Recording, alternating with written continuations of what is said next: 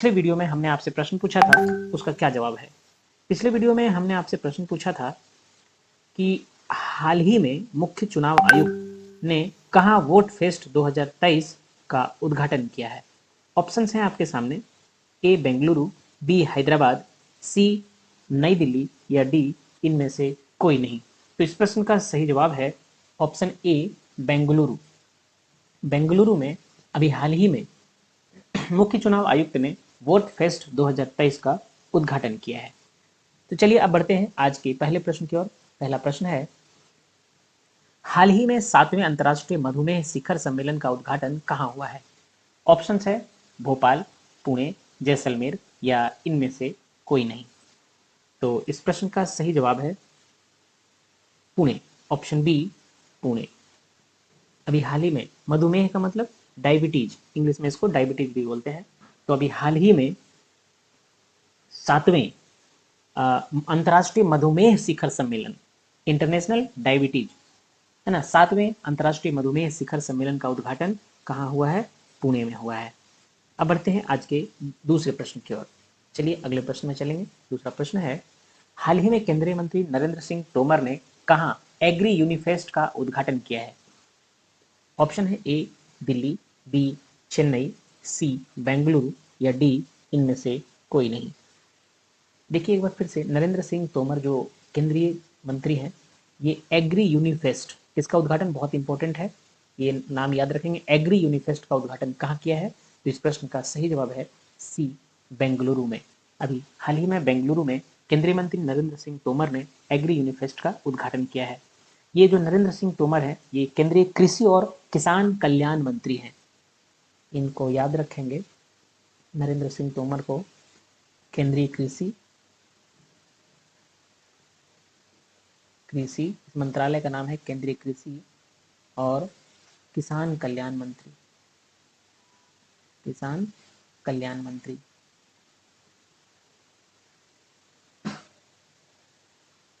किसान कल्याण मंत्री। अब एक चीज देखिए यहाँ पे, केंद्रीय कृषि और किसान कल्याण मंत्री नरेंद्र सिंह तोमर ने, इन्होंने 15 मार्च को बेंगलुरु में 5 दिवसीय सांस्कृतिक कार्यक्रम एग्री यूनिफेस्ट का उद्घाटन किया। एग्री यूनिफेस्ट ये 5 दिवसीय कार्यक्रम है ना, 5 दिवसीय कार्यक्रम, 5 दिवसीय कार्यक्रम है और ये एक तरह का सांस्कृतिक कार्यक्रम है। ठीक है, तो चलिए बढ़ते हैं अगले प्रश्न की ओर। अगला प्रश्न है, हाल ही में नए आर्टिफिशियल इंटेलिजेंस चैटबॉट GPT-4 को किसने लॉन्च किया है। क्या नाम है इसका, आर्टिफिशियल इंटेलिजेंस का चैटबॉट GPT-4 किसने लॉन्च किया। ऑप्शन है गूगल, माइक्रोसॉफ्ट, ओपन एआई या इनमें से कोई नहीं। तो इस प्रश्न का सही जवाब है open AI. Open AI, option C is correct answer. Open AI ने अभी हाल ही में आर्टिफिशियल इंटेलिजेंस चैटबॉट GPT-4 को लॉन्च किया है। अगले प्रश्न की ओर बढ़ेंगे। अगला प्रश्न है, तीसरे एक्सरसाइज समुद्री ड्रैगन 2023 का आयोजन किसके द्वारा किया जा रहा है। ऑप्शन है कनाडा, भारत, अमेरिका या जापान। तो इस प्रश्न का सही जवाब है America, option C. Option C is correct answer. तीसरे एक्सरसाइज समुद्री ड्रैगन 2023 का उद्घाटन किया जा रहा है, 2023 का आयोजन किया जा रहा है किसके द्वारा, तो अमेरिका के द्वारा। अगले प्रश्न की ओर चलेंगे। अगला प्रश्न है, हाल ही में हरियाणा में आयोजित अखिल भारतीय वन खेल प्रतियोगिता 2023 में ओवरऑल चैंपियन कौन बना है। अभी जो अखिल भारतीय वन खेल प्रतियोगिता 2023 का आयोजन हुआ है, उसमें ओवरऑल चैंपियन कौन बना है। ऑप्शंस है कर्नाटक, हरियाणा, छत्तीसगढ़ या बिहार। तो इस प्रश्न का सही जवाब है Chhattisgarh. Chhattisgarh, option C is correct answer. और इसका आयोजन कहाँ हुआ था, हरियाणा में। चलिए अगले प्रश्न की ओर बढ़ेंगे। अगला प्रश्न है, आज थोड़ा ज्यादा प्रश्न है, 3 दिन का है, इसलिए थोड़ा तेजी से बढ़ते हैं, कम एक्सप्लेनेशन है। अगला प्रश्न है, प्रतिवर्ष राष्ट्रीय टीकाकरण दिवस कब मनाया जाता है। ऑप्शन है ए 13 मार्च, बी 14 मार्च, सी 15 मार्च या डी 16 मार्च। तो इस प्रश्न का सही जवाब है ऑप्शन डी 16 मार्च। प्रतिवर्ष राष्ट्रीय टीकाकरण दिवस 16 मार्च को मनाया जाता है। 16 मार्च को राष्ट्रीय टीकाकरण दिवस। अगले प्रश्न की ओर चलेंगे। अगला प्रश्न है, हाल ही में भारत की पहली व्यवहार प्रयोगशाला कहाँ स्थापित की जाएगी? ऑप्शन है जयपुर, भोपाल, कानपुर या इनमें से कोई नहीं।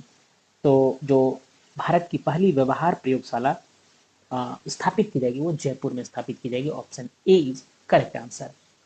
अगले प्रश्न की ओर चलेंगे। अगला प्रश्न है, हाल ही में स्विस फर्म IQ एयर की रिपोर्ट के अनुसार दुनिया का सबसे प्रदूषित देश कौन सा है? इराक, चाड, पाकिस्तान या इनमें से कोई नहीं।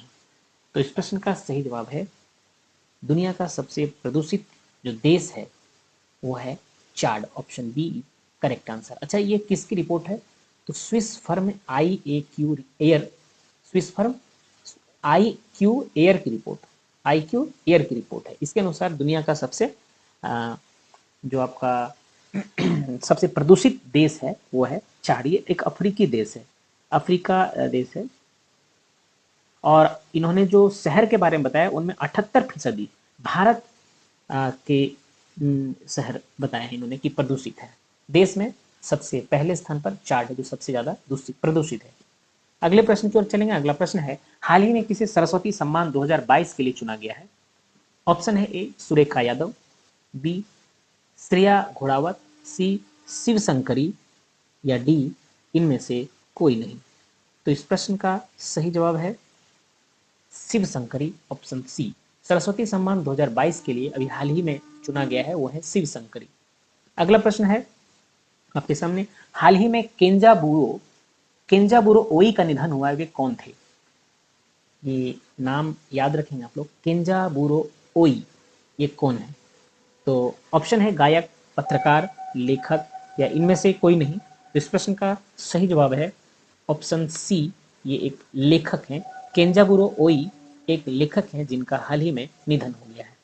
अगले प्रश्न की ओर चलेंगे। अगला प्रश्न देखते हैं। हाल ही में संयुक्त भारत सिंगापुर अभ्यास बोल्ड कुरुक्षेत्र कहाँ संपन्न हुआ है? देखिए, ऑप्शन है भोपाल, जोधपुर, जैसलमेर या इनमें से कोई नहीं। यहाँ इस प्रश्न के अलावा एक ये भी प्रश्न पूछा जा सकता है कि बोल्ड कुरुक्षेत्र किन दो देशों के बीच का संयुक्त अभ्यास है? तो ये याद रखेंगे, बोल्ड कुरुक्षेत्र जो है वो भारत और सिंगापुर के बीच का अभ्यास है ना। और ये कहाँ हुआ है? ये जोधपुर में हुआ है।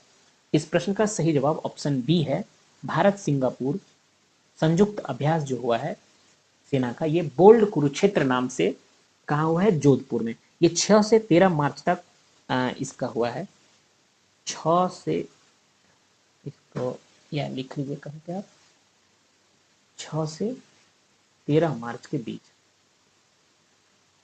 जोधपुर सैन्य स्टेशन में हुआ है, 13 मार्च के बीच। इसमें एक और इम्पोर्टेंट क्वेश्चन है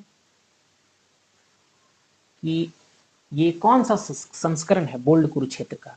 तो ये 13वां संस्करण है, 13वां संस्करण है। 3-4 क्वेश्चन हो गए। करंट के रूप में ये होगा कि भारत सिंगापुर जो बोल्ड कुरुक्षेत्र है वो कहाँ हुआ है? तो जोधपुर सैन्य स्टेशन में या जोधपुर में 6 से 13 मार्च के बीच हुआ है। ये बोल्ड कुरुक्षेत्र किसके किसके बीच में होता है? तो भारत और सिंगापुर के बीच में। और ये कौन सा संस्करण हुआ है 2023 में? तो ये 13वां संस्करण हुआ है। चलिए अब अगले प्रश्न की ओर बढ़ेंगे। अगला प्रश्न देखते हैं। अगला प्रश्न है, हाल ही में G20 फूल उत्सव कहाँ शुरू हुआ है? G20 फूल उत्सव, ऑप्शन है आपके सामने, मुंबई, ए में कोलकाता, बी सी में नई दिल्ली या डी में इनमें से कोई नहीं। तो G20 फूल उत्सव option C is correct answer, New Delhi में हुआ है, शुरू हुआ है। अगले प्रश्न की ओर बढ़ेंगे। अगला प्रश्न देखते हैं क्या है। अगला प्रश्न है, हाल ही में अनुसंधान में सहयोग को मजबूत करने के लिए भारत ने किस देश के साथ समझौता किया है? ऑप्शन है आपके सामने, A Japan, B Sweden, C America या डी इनमें से कोई नहीं। तो अनुसंधान में सहयोग के लिए भारत ने, option B is correct answer, Sweden के साथ समझौता किया है। अभी हाल ही में भारत ने स्वीडन के साथ समझौता किया है अनुसंधान में सहयोग को मजबूत करने के लिए। अनुसंधान में सहयोग को मजबूत करने के लिए भारत और स्वीडन के बीच में समझौता हुआ है। अगला प्रश्न है, हाल ही में भारत और किस देश ने संयुक्त स्मारक डाक टिकट जारी किया है? ऑप्शन है A Luxembourg, B Denmark, C Singapore या डी इनमें से कोई नहीं। तो इस प्रश्न का सही जवाब है option A Luxembourg. Option A Luxembourg. Bharat और लग्जमबर्ग ने 15 मार्च 2023 को 75 साल की मित्रता का जश्न जश्न मनाया है। कितने साल की? 75 साल की मित्रता, 75 साल की मित्रता का जश्न मनाया है। ठीक है। इस अवसर को चिन्हित करने के लिए दोनों देशों ने एक संयुक्त स्मारक डाक टिकट लॉन्च किया है। डाक टिकट भारत और लग्जमबर्ग के बीच लंबे समय से चले आ रहे मजबूत संबंधों का प्रतीक है। ठीक है। ये 75 साल की मित्रता का एक तरह से जश्न मनाया है इन्होंने, भारत और लग्जमबर्ग। तो इस प्रश्न का सही जवाब ऑप्शन ए लग्जमबर्ग। अगले प्रश्न में देखेंगे क्या है। हाल ही में एशिया का सबसे बड़ा अंतर्राष्ट्रीय खाद्य और आतिथ्य मेला आहार 2023 कहां शुरू हुआ है? ऑप्शन है ए कोलंबो, बी काठमांडू, सी दिल्ली या डी इनमें से कोई नहीं। तो इस प्रश्न का सही जवाब है ऑप्शन सी दिल्ली। अभी हाल ही में आ, एशिया का सबसे बड़ा अंतर्राष्ट्रीय खाद्य और आतिथ्य मेला आहार 2023, ये मेला का नाम भी याद रखेंगे, आहार 2023। ये क्या है? अंतर्राष्ट्रीय खाद्य और आतिथ्य मेला। किस नाम से है? तो आहार 2023। ये कहाँ शुरू हुआ है? अभी दिल्ली में। चलिए अगले प्रश्न की ओर बढ़ेंगे। अगला प्रश्न देखते क्या है। अगला प्रश्न है, हाल ही में CO2 आयात करने और इसे समुद्र के नीचे स्टोर करने वाला पहला देश कौन सा बना है? यानी CO2 आयात करने, CO2 अपने देश में मंगवाता है बाहर से और इसे समुद्र के नीचे स्टोर करने वाला कौन सा देश बना है? ऑप्शन है डेनमार्क, ऑस्ट्रेलिया, सिंगापुर या इनमें से कोई नहीं। तो इस प्रश्न का सही जवाब है ऑप्शन ए डेनमार्क। डेनमार्क CO2 आयात करने और इसे समुद्र के नीचे स्टोर करने वाला पहला देश बन गया है। ये क्या करता है? डेनमार्क उत्तरी सागर के नीचे 1800 मीटर कार्बन डाइऑक्साइड को स्टोर करने के लिए एक परियोजना का उद्घाटन किया है। 1800 मीटर कार्बन डाइऑक्साइड है ना, जो विदेशों से आयातित CO2 को दफनाने वाला दुनिया का पहला देश ये स्टोर कर रहा है समुद्र के नीचे। ये जो परियोजना अपना स्टार्ट किया वो 1800 मीटर कार्बन डाइऑक्साइड उत्तरी सागर में, ये भी पूछ सकता है किस सागर में? उत्तरी सागर में, उत्तरी सागर में स्टोर कर रहा है। कौन कर रहा है? डेनमार्क। CO2 दूसरे देशों से मंगाकर उत्तरी सागर में स्टोर करने वाला डेनमार्क पहला देश बन गया है।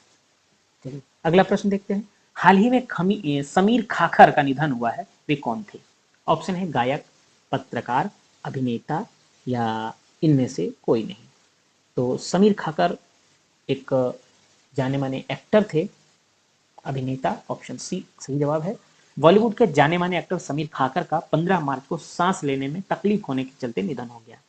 वे एक मतलब एक टीवी सीरियल और फिल्मों में कुछ अच्छे रोल्स निभाए हैं, कॉमेडी रोल भी उन्होंने निभाया है। तो ये समीर खाकर थे, एक अभिनेता जिनका भी हाल ही में निधन हो गया है। अगला प्रश्न है, हाल ही में भारतीय तटरक्षक क्षेत्र ने हिंद महासागर क्षेत्र की चुनौतियों पर चर्चा के लिए चौथे कोलंबो सुरक्षा कॉन्क्लेव का आयोजन कहाँ किया है? ऑप्शन है कोलकाता, विशाखापट्टनम, मुंबई या कन्याकुमारी। तो इस प्रश्न का सही जवाब है ऑप्शन ए कोलकाता। अभी हाल ही में भारतीय तटरक्षक ने हिंद महासागर की चुनौतियों के क्षेत्र की चुनौतियों पर चर्चा के लिए कोलंबो सुरक्षा कॉन्क्लेव का आयोजन कोलकाता में किया है इन्होंने। Option A is correct answer. Next question is, हाल ही में किस देश ने औपचारिक रूप से मैकमोहन लाइन को मान्यता दी है?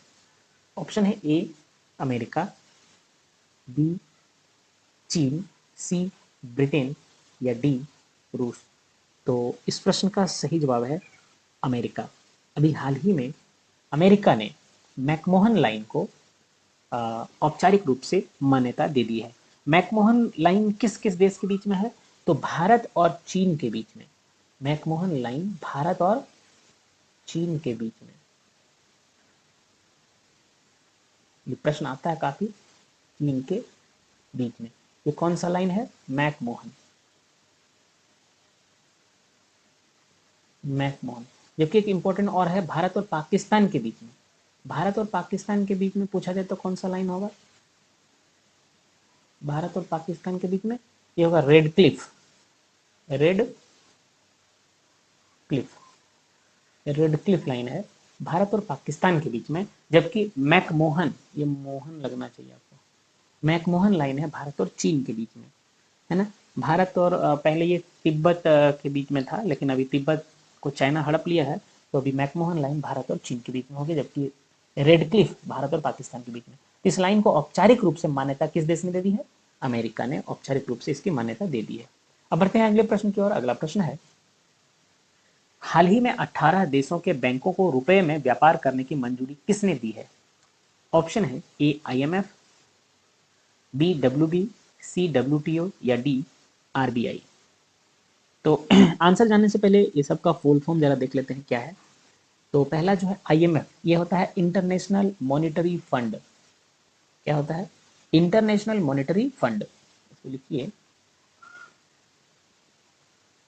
कभी कभी फुल फॉर्म पूछा जाता है। इंटरनेशनल मॉनिटरी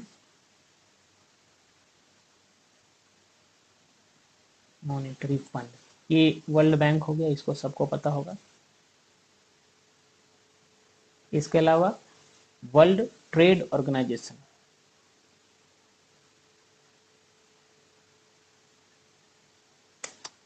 स्पेलिंग का मिस्टेक है,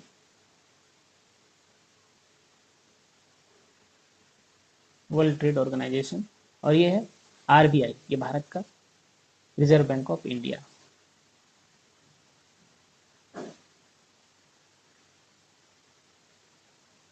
ये तो सबको पता होगा।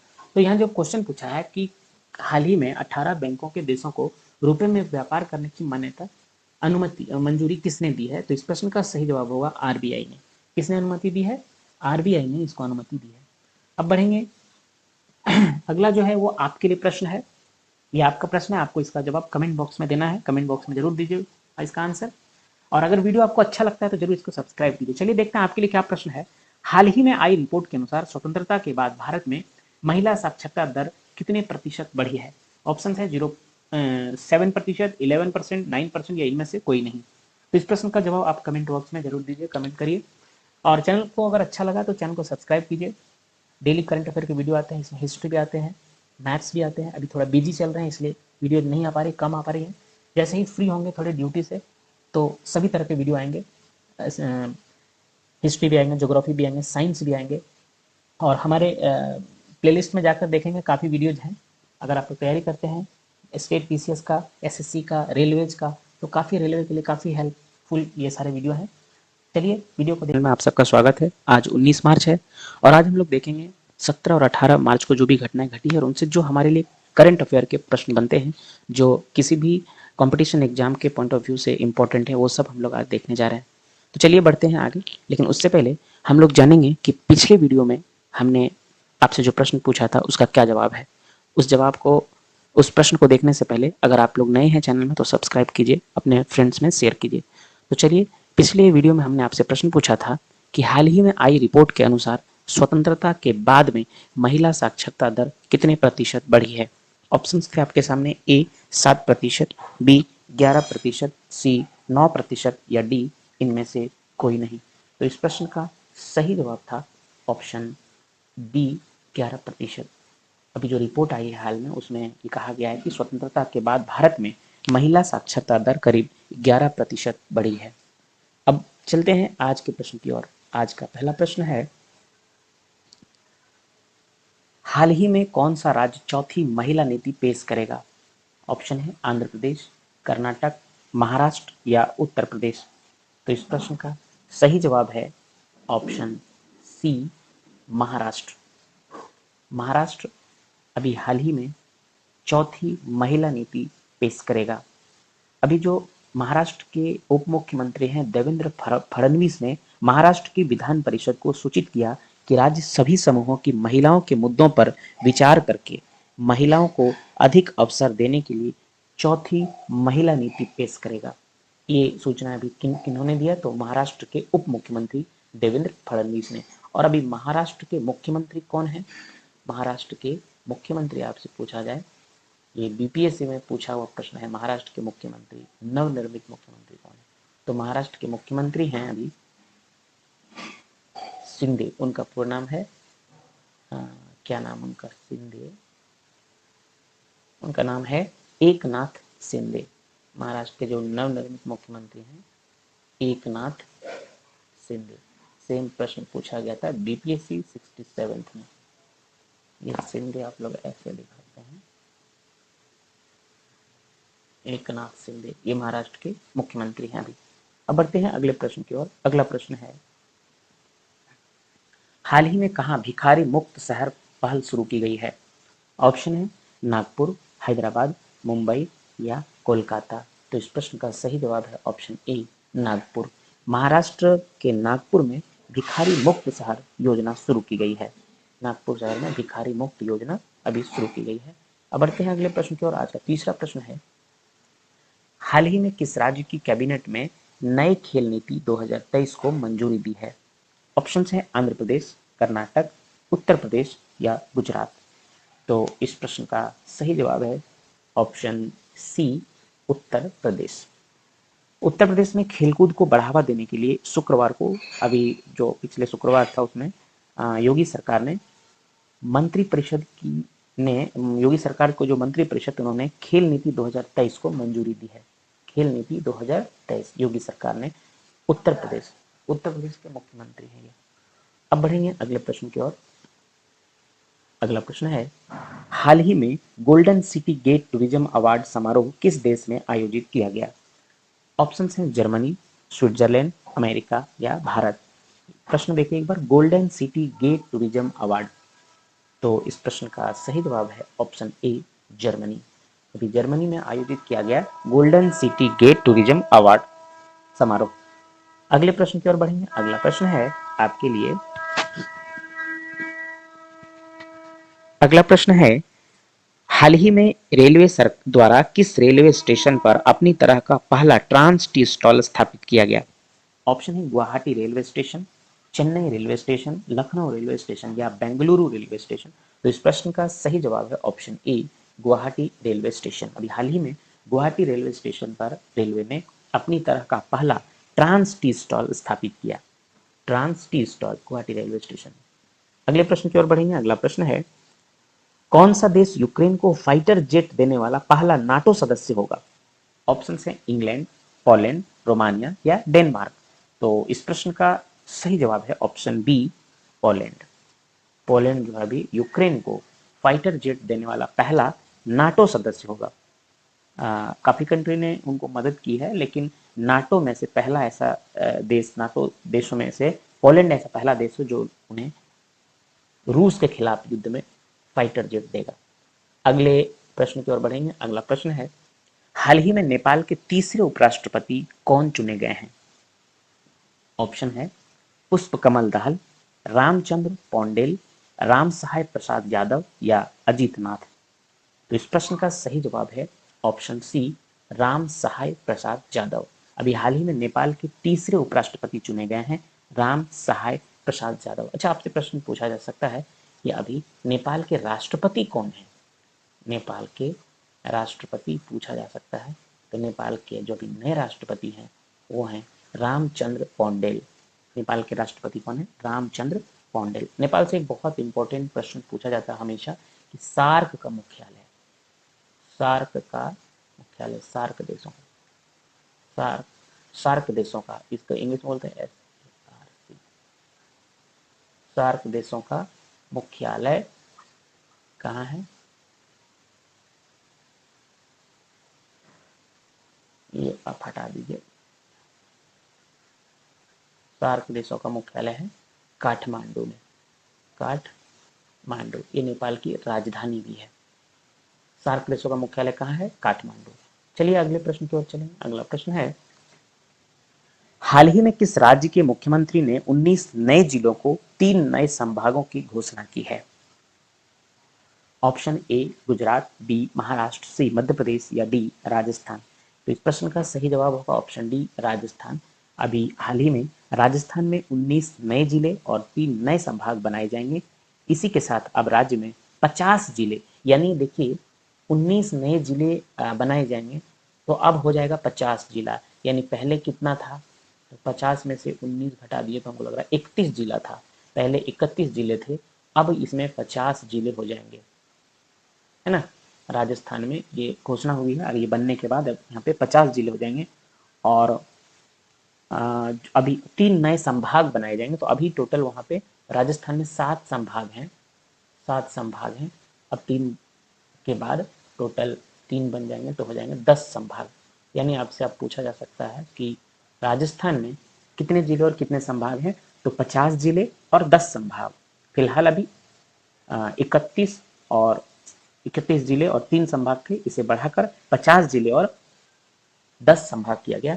तो प्रश्न आपसे अभी फिलहाल करंट अफेयर में यही बनेगा कि किस राज्य के मुख्यमंत्री ने 19 नए जिले और 3 नए संभागों की घोषणा की है। तो ये आंसर होगा राजस्थान। राजस्थान के मुख्यमंत्री कौन है? अशोक गहलोत। अशोक गहलोत, इन्होंने ही अभी ये घोषणा की है। चलिए अगले प्रश्न की ओर बढ़ेंगे। अगला प्रश्न है, हाल ही में किस राज्य के राज्यपाल ने प्राकृतिक खेती पर अंतर्राष्ट्रीय सम्मेलन का उद्घाटन किया है? ऑप्शन है मणिपुर, उड़ीसा, सिक्किम या असम। तो इस प्रश्न का सही जवाब है ऑप्शन ए, मणिपुर। अभी मणिपुर में प्राकृतिक खेती पर अंतर्राष्ट्रीय सम्मेलन का उद्घाटन किया गया है मणिपुर के राज्यपाल के द्वारा। अच्छा, ये प्रश्न के अलावा आपसे पूछा जा सकता है कि अभी मणिपुर में ही यसांग उत्सव मनाया गया, 5 दिवसीय यसांग उत्सव, काफी इंपॉर्टेंट है, इसको लिख लीजिए, यसांग उत्सव ना, कहाँ मनाया गया है? ये मणिपुर में ही मनाया गया है यसांग उत्सव। ये 5 दिन की थी, 5 दिवसीय, ये अभी मणिपुर में मनाया गया, काफी इंपॉर्टेंट है। इसके अलावा गान नगाई उत्सव भी मणिपुर में मनाया जाता है, ये भी मनाया गया है, गान नगाई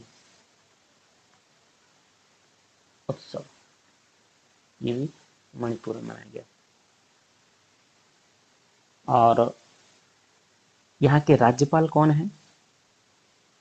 मणिपुर के राज्यपाल, आपको उसका नाम बताना है, तो मणिपुर के राज्यपाल का नाम आप कमेंट बॉक्स में हमें बताइए जरूर। चलिए अगले प्रश्न की ओर बढ़ेंगे। अगला प्रश्न है, हाल ही में 2023 की दुनिया के महानतम स्थानों की टाइम सूची में किस भारतीय स्थान को शामिल किया गया है? ऑप्शन है ए लद्दाख, बी मयूरभंज, सी दिल्ली या डी उपयुक्त ए और बी दोनों उपर्युक्त। यानी डी जो ऑप्शन है हमारा वो ए और बी, लद्दाख और मयूरभंज दोनों। तो इस प्रश्न का सही जवाब भी ऑप्शन डी ही है। यानी अभी लद्दाख और मयूरभंज को दुनिया के महानतम स्थानों की टाइम सूची में शामिल किया गया है। ये 2 भारतीय स्थान शामिल है उसमें, लद्दाख और मयूरभंज। चलिए आगे बढ़ते हैं। अगला प्रश्न है, ये प्रश्न आपके लिए है, इस प्रश्न का जवाब आपको देना है। कमेंट बॉक्स में इस प्रश्न का जवाब आप जरूर दीजिए। प्रश्न है, हाल ही में किसने the man behind the universe नामक पुस्तक लिखी है? The man behind the universe. Option है ए शुभ्रा गुप्ता, बी रचना विश्वास, सी मेघना देसाई या डी इनमें से कोई नहीं। तो इस प्रश्न का जवाब कमेंट बॉक्स में जरूर दीजिए। आप सबका स्वागत है। आज 21 मार्च है और आज हम लोग देखेंगे जो भी घटनाएं 19 और 20 मार्च को घटी हैं उन सबको करंट अफेयर के प्रश्न के रूप में हम लोग देखेंगे। ये सभी प्रश्न जो हैं आपके आने वाले एग्जाम्स में, एसएससी हैं, एसएससी सीजीएल में, एचएससीएल है एसएससी का, इसके अलावा आपका स्टेट एसएससी है, बीपीएससी है, यूपीपीसीएस है, एमपीपीसीएस है, ये सभी एग्जाम्स के लिए काफी इंपॉर्टेंट है। रेलवे के लिए बहुत महत्वपूर्ण है, जो railway group D, railway NTPC, ये सभी एग्जाम्स में ये प्रश्न आ सकते हैं। तो चलिए बढ़ते हैं आज के प्रश्न की ओर, लेकिन उससे पहले जानेंगे पिछले वीडियो में जो हमने आपसे प्रश्न पूछा था उसका क्या जवाब है। पिछले वीडियो में आपसे प्रश्न पूछा था, हाल ही में किसने the man behind the universe नामक पुस्तक लिखी है? ऑप्शंस था शुभ्रा गुप्ता, रचना विश्वास, मेघना देसाई या इनमें से कोई नहीं। तो इस प्रश्न का सही जवाब है ऑप्शन बी, रचना विश्वास। अभी हाल ही में the man behind the universe, इस पुस्तक को इन्होंने लिखा है, रचना विश्वास इनके राइटर हैं। इस प्रश्न बहुत काफी इंपॉर्टेंट है, इसे आप लोग याद रखेंगे। चलिए बढ़ते हैं आज के पहले प्रश्न की ओर। आज का पहला प्रश्न है, हाल ही में चौथी एशियाई खो खो चैंपियनशिप का आयोजन कहाँ किया गया? ऑप्शंस है ए तेलंगाना, बी आंध्र प्रदेश, सी असम या डी झारखंड। तो इस प्रश्न का सही जवाब है option C, Assam. Option C, Assam. इसके बारे में थोड़ा जान लीजिए। असम में जो है ये 20 से 23 मार्च तक, डेट याद रखेंगे, 20 से 23 मार्च तक, 20 से 23 मार्च तक ये आयोजित हुआ और ये चौथे एशियन खो खो चैंपियनशिप था। ये कौन सा था? फोर्थ, देखिए यहाँ लिखा भी है, चौथी लिखा गया है, ये चौथी होगा, आप लोग थोड़ा सुधार लेंगे। चौथे एशियाई चैंपियनशिप है। इसमें कुल 15 देश शामिल होंगे। जितने भी प्रश्न इससे बनेंगे हम लोग उसको देखेंगे। इसमें कितने 15 देश 20 से 23 मार्च तक होगा, यानी कि स्टार्ट हो चुका है, और इसमें 15 देश के प्रतिभागी शामिल हुए हैं, है ना। और ये इसमें आप देखेंगे भारत प्रतियोगिता के लिए भारतीय खो खो संघ ने राजस्थान की दुर्गेश नंदिनी को तकनीकी अधिकारी नियुक्त किया है। काफी इंपॉर्टेंट नहीं है, लेकिन याद रखेंगे दुर्गेश नंदिनी जो है वो तकनीकी अधिकारी नियुक्त किया गया है। और ये दुर्गेश नंदिनी है कौन, तो ये तकनीकी ऑफिसर के लिए चयन हुआ है। दुर्गेश नंदिनी तकनीकी ऑफिसर के लिए चयन हुआ है, और ये कहाँ के हैं, राजस्थान के हैं। चलिए, तो इंपॉर्टेंट नहीं, इंपॉर्टेंट है कि ये चौथे एशियाई खो खो चैंपियनशिप असम में होने वाला है, 20 से 23 मार्च तक होने वाला, और 15 देश इसमें शामिल होंगे। चलिए दूसरे प्रश्न की ओर बढ़ेंगे। दूसरा प्रश्न है, हाल ही में किस देश, सॉरी क्वेश्चन फिर से पढ़ते एक बार। हाल ही में किस आईआईटी ने वैज्ञानिकों ने नए जीवाणु रोधी अणु IITR 00693 की खोज की है? ऑप्शंस है IIT Kharagpur, IIT Roorkee, IIT Bangalore या IIT मुंबई। तो इस प्रश्न का सही जवाब है option B, IIT Roorkee. IIT Roorkee के वैज्ञानिकों ने नए जीवाणुरोधी अणु IITR 00639, इसे याद रखेंगे, कभी कभी यही पूछ लिया जाएगा नाम देकर, या उस जीवाणुरोधी अणु का नाम पूछा जाएगा। 4 ऑप्शन रहेंगे, इसमें आपको कुछ चेंज कर देगा, IITR 00693 की जगह पे कुछ 4 ऑप्शन दे दिए जाएंगे, तो इसे याद कर लेंगे। जीवाणुरोधी का नाम है IITR 00693, और ये IIT रुड़की के वैज्ञानिकों ने खोजा है। तीसरे प्रश्न की ओर बढ़ेंगे। आज का तीसरा प्रश्न है, हाल ही में SCO सुप्रीम कोर्ट के मुख्य न्यायाधीशों की बैठक कहां आयोजित हुई है? ऑप्शंस है ए नई दिल्ली, बी जयपुर, सी दिसपुर या डी रांची। तो इस प्रश्न का सही जवाब ऑप्शन ए नई दिल्ली। दिल्ली में SCO सदस्य देशों के सुप्रीम कोर्ट के मुख्य न्यायाधीशों की बैठक आयोजित हुई। अच्छा, SCO क्या है? SCO इसको हिंदी में क्या कहते हैं? संघाई सहयोग संगठन। काफी इंपॉर्टेंट संगठन है ये, इससे BPSC में प्रश्न भी आते हैं, फुल मेंस में भी आते हैं और प्री में भी। संघाई सहयोग संगठन।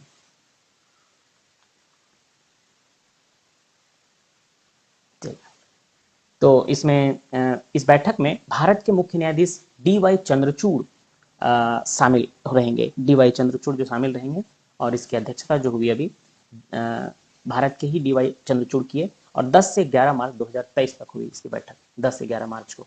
तो चलिए, ये हो गया SCO सुप्रीम कोर्ट के मुख्य न्यायाधीशों की बैठक नई दिल्ली में आयोजित हुई। भारत की तरफ से जो थे वो DY चंद्रचूड़। अगले प्रश्न की ओर बढ़ेंगे। अगला प्रश्न देखते हैं, हाल ही में सुप्रीम ऑडिट इंस्टीट्यूशन 20 SA120 की पहली बैठक कहां हुई है? ऑप्शन हैं लखनऊ, नई दिल्ली, गुवाहाटी या रांची। तो इस प्रश्न का भी सही जवाब ऑप्शन बी नई दिल्ली ही है। सुप्रीम ऑडिट इंस्टीट्यूशन 20 की पहली बैठक कहां आयोजित हुई है? नई दिल्ली में ही हुई है। अगले प्रश्न की ओर बढ़ेंगे। अगला प्रश्न है, हाल ही में केंद्रीय मंत्री नितिन गडकरी ने कहा मेथनॉल से चलने वाली बसों का अनावरण किया है? यहाँ थोड़ा सुधार करेंगे, ये गडकरी की जगह पे गडकरी होगा, नितिन गडकरी। तो इसका ऑप्शन है पुणे, बेंगलुरु, जयपुर या कोलकाता। तो इस प्रश्न का सही जवाब ऑप्शन बी, ये है आपका बेंगलुरु। अभी ये भारत के केंद्रीय परिवहन मंत्री हैं नितिन गडकरी, इन्होंने अभी मेथनॉल से चलने वाली बसों का अनावरण किया है। कहाँ किया है? तो ये बेंगलुरु में किया है। इसके अलावा उन्होंने कहा है अभी कि भारत में अभी उड़ने वाली बस को लेकर स्टडी की जा रही है। इस प्रोजेक्ट पर अभी काम भी चल रहा है।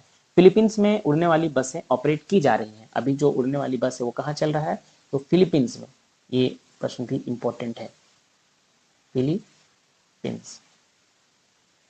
फिलीपींस में उड़ने वाली बसें चल रही हैं अभी। तो भारत में भी यह संभव है अगर हमारे नेता अच्छे से काम करें। तो नितिन गडकरी ने कहा है कि इन पर भी देश में काम की जा रही है। चलिए अगले प्रश्न की ओर बढ़ेंगे। अगला प्रश्न है, हाल ही में एशिया का सबसे बड़ा ट्यूलिप गार्डन कहाँ खुलेगा? ऑप्शन है ए अरुणाचल प्रदेश, बी हिमाचल प्रदेश, सी जम्मू कश्मीर या डी राजस्थान। तो पहले आंसर जानते हैं। इस प्रश्न का सही जवाब है ऑप्शन सी जम्मू कश्मीर। कश्मीर के श्रीनगर में स्थित है एशिया का सबसे बड़ा ट्यूलिप गार्डन। जम्मू कश्मीर के कहा? तो इस शहर का भी नाम याद रख लेंगे, श्रीनगर में। कश्मीर के श्रीनगर में एशिया का सबसे बड़ा ट्यूलिप गार्डन स्थित है। एशिया का सबसे बड़ा ट्यूलिप गार्डन जो है श्रीनगर की प्रसिद्ध डल झील के किनारे के आसपास के क्षेत्र सिराज बाग, चश्मा शाही और जावरण बाग पहाड़ियों की तलहटी में स्थित है। तो मेन याद रखेंगे, डल झील जो है बहुत फेमस झील है पर्यटन के लिए, उसके आसपास है। इसके अलावा एक सिराज बाग है, चश्मा शाही है, और जावरण बाग पहाड़ियों की तलहटी में स्थित है। तो याद रखेंगे। अगले प्रश्न की ओर बढ़ेंगे। अगला प्रश्न देखते हैं। अगला प्रश्न है, हाल ही में किसके द्वारा लिखित उपन्यास पागलखाना को व्यास सम्मान 2022 के लिए चुना गया है? ऑप्शन है मेघना अहलावत, डॉक्टर ज्ञान चतुर्वेदी, प्रोफेसर जी बालन या वी राम सुब्रमण्यम। तो इस प्रश्न का सही जवाब है doctor Gyan Chaturvedi. Option B is correct answer. उपन्यास का नाम है पागलखाना। इनको व्यास सम्मान 2022 के लिए चुना गया। इसमें 2-3 प्रश्न बनेंगे, ध्यान से इस प्रश्न को देख लीजिए। वर्ष 2022 के व्यास सम्मान के लिए प्रख्यात लेखक डॉक्टर ज्ञान चतुर्वेदी के उपन्यास पागलखाना को चुना गया है। इस पुस्तक का प्रकाशन वर्ष 2018 है। ये 2018 में प्रकाशित हुआ है। प्रकाशन वर्ष है ये है प्रकाशन वर्ष। तो यहाँ से 2-3 चीज पता चल जाएगा आंसर। पुस्तक का नाम है पागलखाना, व्यास सम्मान 2022 के लिए चुना गया है, और किनकी बुक है? डॉक्टर ज्ञान चतुर्वेदी की। चलिए अगले प्रश्न की ओर बढ़ेंगे। अगला प्रश्न है, हाल ही में अशोक लेलैंड ने कहा all women production line launch की है? ऑप्शन है उत्तर प्रदेश, गुजरात, तमिलनाडु या आंध्र प्रदेश। तो इस प्रश्न का सही जवाब है ऑप्शन सी, तमिलनाडु। हिंदुजा समूह की प्रमुख कंपनी, जो हिंदुजा समूह की प्रमुख कंपनी वो अशोक लेलैंड है। भारत में अपने होसुर प्लांट में all women production company launch की है। ऑल वुमेन प्रोडक्शन लाइन की लॉन्चिंग की है। कहाँ पे की है? तो अपने होसुर प्लांट में। इसको याद रख लीजिए, तमिलनाडु में इनका होसुर प्लांट है। होसुर प्लांट नाम थोड़ा अजीब है, लेकिन याद करिए, अजीब प्रश्न ही आते हैं एग्जाम में। ठीक है। इसका इनका मुख्य उद्देश्य क्या है? तो ये ऐसा क्यों किया कि all women production line launch किया है? तो इसका मुख्य कारण है महिला सशक्तिकरण को बढ़ावा देना और साथ ही साथ महिलाओं को मैन्युफैक्चरिंग प्रोडक्शन की ओर आकर्षित करना। चलिए अगले प्रश्न की ओर बढ़ेंगे।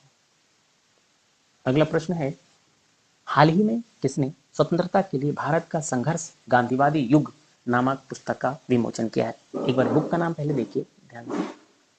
स्वतंत्रता के लिए भारत का संघर्ष गांधीवादी युग, स्वतंत्रता के लिए भारत का संघर्ष गांधीवादी युग नामक का विमोचन किया है। ऑप्शन थे V Ram Subramaniam, S P Chidambaram, Abhinav Kashyap, Mohit Joshi. इसका सही जवाब है option A, V Ram Subramaniam. Supreme court के न्यायाधीश न्यायमूर्ति वी राम सुब्रमण्यम ने स्वतंत्रता के लिए भारत का संघर्ष गांधीवादी युग नामक एक पुस्तक का विमोचन किया है।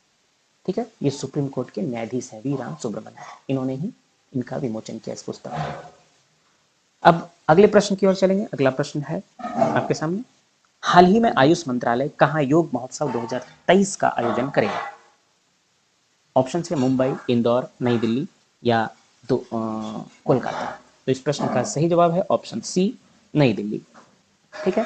अब देखिए, मोरारजी देसाई राष्ट्रीय योग संस्थान के साथ आयुष मंत्रालय दिल्ली के ताल कटोरा इंडोर स्टेडियम नई दिल्ली में 13-14 मार्च 2023 तक 3 दिवसीय योग महोत्सव और 15 मार्च 2023 को MDNIY में पोस्ट महोत्सव योग कार्यशालाओं का आयोजन करेगा। तो सबसे पहले देखिए ये कहाँ हुआ?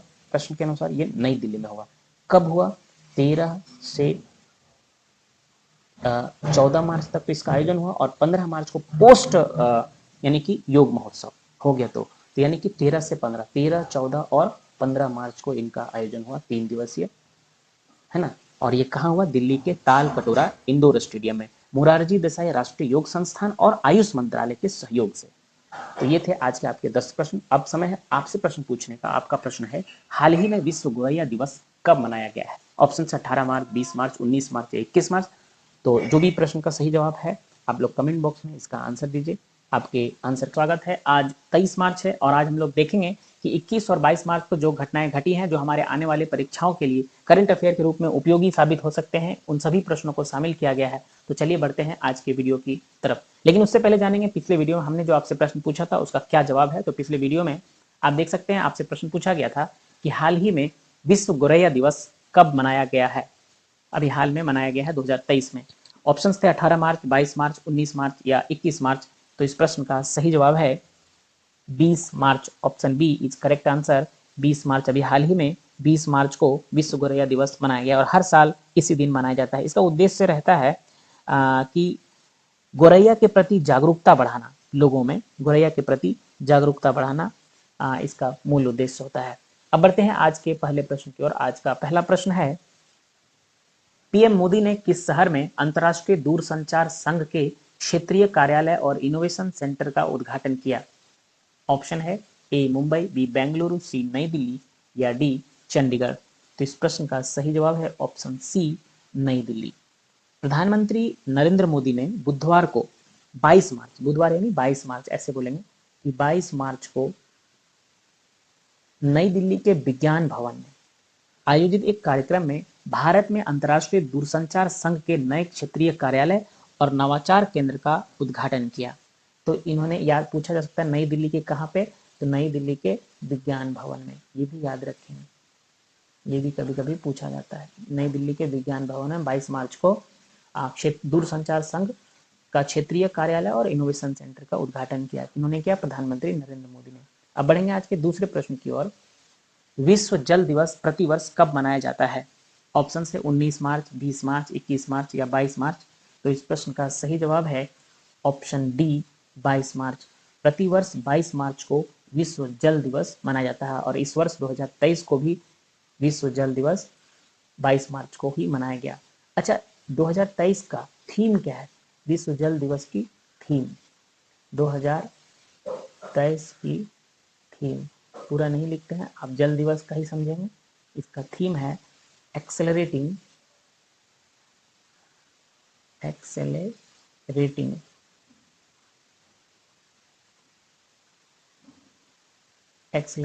चेंज। ये विश्व जल दिवस 2023 की थीम है, एक्सेलरेटिंग चेंज। अब अगले प्रश्न की ओर बढ़ेंगे। तीसरा प्रश्न है आज का, हाल ही में किस देश ने सऊदी ईरान संबंध सामान्यीकरण शांति समझौते की मध्यस्थता की है? ऑप्शन है ए रूस, बी अमेरिका, सी चीन या डी ऑस्ट्रेलिया। तो इस प्रश्न का भी सही जवाब ऑप्शन सी चीन है। चीन के शीर्ष राजनयिक वांग ई, ये याद रखें नाम, वांग ई की मध्यस्थता में ईरान सऊदी के बीच समझौते को मध्य पूर्व में चीन की बढ़ती भूमिका के तौर पर देखा। ये जो अपना एशिया में है, ये चीन अपनी भूमिका इसमें बढ़ा रहा है। तो अभी आप देख लीजिए, क्वेश्चन जो पूछा गया कि हाल ही में किस देश ने सऊदी ईरान संबंध सामान्यीकरण शांति समझौते की मध्यस्थता की है? तो देश होगा चीन, और चीन के एक राजनयिक हैं, उनका नाम है वांग ई। इनकी मध्यस्थता में ही इनका संबंध सामान्यीकरण शांति समझौता हुआ। किनके बीच? सऊदी और ईरान के बीच। अगले प्रश्न, चौथे प्रश्न की ओर देखेंगे। क्या है चौथा प्रश्न? चलिए, हाल ही में केरल की पहली ट्रांसजेंडर वकील के रूप में राज्य की बार काउंसिल में कौन नामांकित हुई है? ऑप्शन है ए ज्योति मंडल, बी पद्मा लक्ष्मी, सी विद्या कामले या डी इनमें से कोई नहीं। इस प्रश्न का सही जवाब ऑप्शन बी पद्मा लक्ष्मी। पद्मा लक्ष्मी केरल की पहली ट्रांसजेंडर वकील बन गई हैं। ये भी याद रखें, केरल की पहली ट्रांसजेंडर वकील पद्म लक्ष्मी। पद्म उन 1529 लॉ ग्रेजुएट्स में एक थी जिन्हें कल आयोजित हुए, कल का मतलब आप 21 तारीख का बात कर रहे हैं, कि 1529 लॉ ग्रेजुएट में एक थी जिन्होंने इस आयोजन में केरल बार काउंसिल के रोल पर अधिवक्ता के रूप में भर्ती कराया गया, यानी इनको एक वकील के रूप में केरल राज्य के बार काउंसिल में नामांकित किया गया। ये पहली ट्रांसजेंडर वकील बनी पद्मा लक्ष्मी केरल की। अगले प्रश्न की ओर बढ़ेंगे। चलिए, अगला प्रश्न है, हाल ही में पैट्रिक फ्रेंच का निधन हुआ है, वे कौन थे? पैट्रिक फ्रेंच गायक थे, पत्रकार थे, लेखक थे या अभिनेता थे? तो इस प्रश्न का सही जवाब ऑप्शन सी, वो एक लेखक थे। पैट्रिक फ्रेंच एक लेखक थे। छठे प्रश्न की ओर बढ़ते हैं। चलिए, छठा प्रश्न देखते हैं। हाल ही में भारत जॉर्डन दूसरी परामर्शदात्री बैठक कहाँ आयोजित हुई है? भारत और जॉर्डन की जो अभी दूसरी परामर्शदात्री बैठक कहाँ आयोजित हुई है? ऑप्शन है नई दिल्ली, पुणे, अम्मान या जयपुर। तो इस प्रश्न का सही जवाब है ऑप्शन ए नई दिल्ली। अभी हाल ही में भारत और जॉर्डन के बीच रक्षा सहयोग पर, ये इस विषय पर है, रक्षा सहयोग पर दूसरी परामर्शदात्री बैठक नई दिल्ली में आयोजित की गई है। अब सातवें प्रश्न की ओर बढ़ेंगे। आज का सातवां प्रश्न देखते हैं। हाल ही में स्वास्थ्य का अधिकार विधेयक पारित करने वाला पहला राज्य कौन बना है? यानी भारत का राज्य पूछ रहा है, भारत का पहला राज्य कौन बना है, क्या कौन सा विधेयक पारित किया है? स्वास्थ्य का अधिकार, ये आप याद रखेंगे, स्वास्थ्य का अधिकार विधेयक पारित करने वाला भारत का पहला राज्य कौन बना है? ऑप्शन है बिहार, राजस्थान, पंजाब या हरियाणा। तो इस प्रश्न का सही जवाब ऑप्शन बी, राजस्थान। राजस्थान ने अभी हाल ही में यानी पिछले मंगलवार को विधानसभा में स्वास्थ्य का अधिकार, राइट टू हेल्थ बिल, ये भी कभी कभी पूछा देगा इंग्लिश में, तो इसे याद रखेंगे, right to health, right to health bill, right to health bill विधेयक पारित करने वाला भारत का पहला राज्य बन गया है। Option B, Rajasthan is correct answer. Now 7वें क्वेश्चन की ओर चलेंगे आप, सॉरी 8वां क्वेश्चन ये है, हाल ही में एम्बापे किस देश की फुटबॉल टीम के कोच बने हैं? ऑप्शन है A Germany, B France, sorry B Argentina, C France या डी इंग्लैंड। तो इस प्रश्न का सही जवाब है option C, France. France, Mbappe France के ही खिलाड़ी थे जो अभी वर्ल्ड कप फाइनल हुआ पिछले साल, उसमें अर्जेंटीना ने फ्रांस को हराया, यानी अर्जेंटीना विश्व चैंपियन बना है अभी फीफा वर्ल्ड कप में। और फ्रांस की ओर से जो बेहतरीन खेल का प्रदर्शन किए थे वो थे एम्बापे, ये अभी फ्रांस के कोच बनाए गए हैं। जबकि अर्जेंटीना की तरफ से जो सबसे अच्छा खेले थे उनका नाम था लियोनेल मेसी, जिन्हें सभी लोग जानते हैं। तो एम्बापे कहाँ के, फ्रांस के खिलाड़ी थे, उन्हें अभी फ्रांस का कोच बनाया गया है।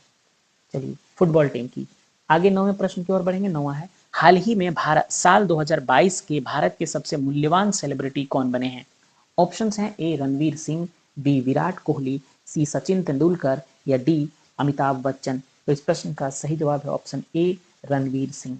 बॉलीवुड अभिनेता रणवीर सिंह 181.7 मिलियन, ये याद रखेंगे डाटा, बिहार के बीपीएससी एग्जाम में ये भी पूछ देता है। 181.7 मिलियन है ना, 181.7 मिलियन डॉलर की ब्रांड वैल्यू के साथ 2022 में भारत के सबसे मूल्यवान सितारे बन गए हैं।